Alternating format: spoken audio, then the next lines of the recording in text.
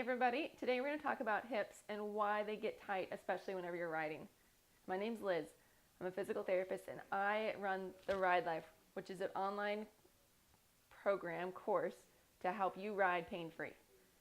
So hips. Everybody complains about hip tightness. So many people come into my clinic that are like, oh, Liz, my hips, they're just so tight. I don't know what's going on. I feel like that's the issue of why I have back pain. And a lot of times it is. But why does everybody have tight hips? It's the same reason why I give most people an exercise for their core. Most people have a lack of either engagement, activation, timing, control, or strength for their lower abdominal muscles. Most of the exercises that we're given for these muscles, they're actually too hard for us. They make our hips work more and don't actually make our lower abs work. I'm sure there's a number of people that are watching this video that are like, well, I never actually knew what exercises to do for it. I would do the lower ab exercises and it would never work. I never would feel it there. It's because they're actually too difficult for you. It's like doing a loaded squat whenever you can't do a regular squat. It's just a little bit too challenging for the moment. You need to work up to it. So why does lower abdominal strength matter for hips? So a lot of times whenever we think of hips, we think of the muscle called your iliopsoas. That muscle attaches from your femur bone. One of them, the iliacus, goes to the inside of your pelvis bone. So this kind of fan-shaped bone, if you popped it open, it would be on the inside of that, okay? The next one, your psoas muscle, actually comes up and attaches to the front part of your spine. So it kind of goes through this angle. That's why whenever you're doing sit-ups or other exercises that involve holding your legs up, if you're not engaging your core to stabilize your spine, then you are making that muscle work twice as hard. Because your abs actually tilt back and flex your low back. This muscle, when it works, it makes you arch your low back. That's why in every single exercise for core, they're like, keep your low back down, keep your back flat. That's why that's important. It's because they're trying to make you not use this muscle and trying to make you use your core. I hope that makes sense. This matters specifically for riding because we pull up on our pedals, especially if you have clips, and also if you have flats, you can pull up on your pedal as well. But you're trying to make that muscle work for you as you're doing it, as you're pulling up on that pedal. And if your stomach isn't involved, isn't in the game to help you to stabilize that spine, then you're going to make that muscle work twice as hard. It's going to have to stabilize your spine from a moving base, and it's going to have to pull your leg up, which makes it much harder to work and have to do a whole lot more. We get into these patterns of either using our hip flexors and our back extensors or using our abs and our butts. And so we need to make sure that we use our abs to make sure our butt's working and also not put too much stress and have our hip flexors do more than what it actually needs to do. This is very important for back pain or back tightness, and also pretty important if you have just hip tightness because it's tracking you down the wrong road.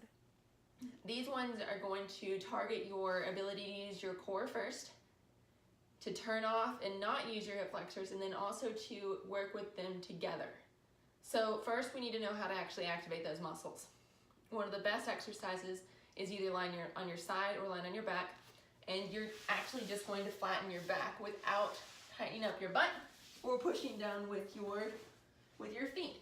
So you're just lying here and you just do a little breath out and tighten up and flatten your back down to the floor. If this is hard, then I need you to breathe out a little bit more. That should make you tighten up through there, and you should feel it. You feel your hip bones come right in from them, and you should feel tightness through there. Poke it with your stomach, or poke your stomach with your hands. See how that feels, okay? So that's your first exercise, is just actually activating there and then breathing. Because you should be able to hold that tightness and breathe at the same time. The second exercise is going to make that have to work with you. So this is a 10-pound weight. You can use a gallon of water, which is about 8 pounds. And what you're going to do is you're going to do a full sit-up, or what I like to call a curl-up. This is held out in front of you, and you curl your body down using that muscle, those muscles that you just learned. And then as you curl up, you extend the weight, and so the weight actually helps you to curl up. The key with this is that I'm not lifting my legs at all. I'm breathing, and I'm going really nice and slow. It's a great and perfect exercise, and you should feel yourself curling. It shouldn't look straight, because that's actually going to make you want to raise your legs. Same thing, it shouldn't look straight. You should actually curl your back. You can tell I'm curling my low back, so my low back hits the ground first and leaves the ground last. Perfect. The last exercise in this group of exercises is where you're going to be on your back. You're going to do that same tightening that you did before, where you tightened your abs and you felt that tightness, and then now you're actually going to lift your leg and then come back down. Lift your leg, come back down. It should be where you're using just here. You shouldn't feel it in your hips or your thighs. If you are, you need to use your abs more. Also, you shouldn't feel in your back. You need to use your abs more. These are supposed to be your controllers. Your hip flexors, your back are not supposed to work during this exercise. If you feel that they are, you can either start from a raised surface. Have this foam roller right here.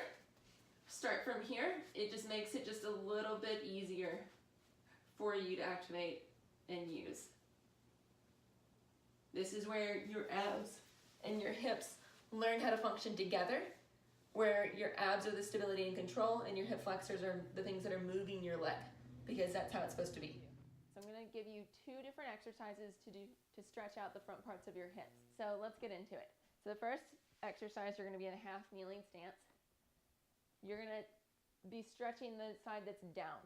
What you're going to do is you're going to tilt back that pelvis using those same core muscles. That's going to put a stretch down the front part of this quad and the front part of this hip. Within that, you just hold it, because we want to stretch the muscle groups through here. You can use your glute through this a little bit, but I don't want you shifting forward. A lot of times people think that they need to get into the full runner stance or runner stretch. That's what I've heard it called before. But this actually puts more stress on your back, as you can see. But I still have almost the same hip angle that I have here. I just actually use my abs to support my back through it. So then it doesn't hurt, and it also does the same amount of stretch. The second exercise is just a variation of this one. What you're going to do is you can either bring your foot inward, do that same stretch, or bring your foot outward and do that same stretch. Same thing, hold it for like 15 seconds. Relax. And then rotate that pelvis, use your abs to hold it again. Do about 4 different times, so it equals about a minute. Hope this helps. If it helps, say helpful down below, and hope you guys have a great day.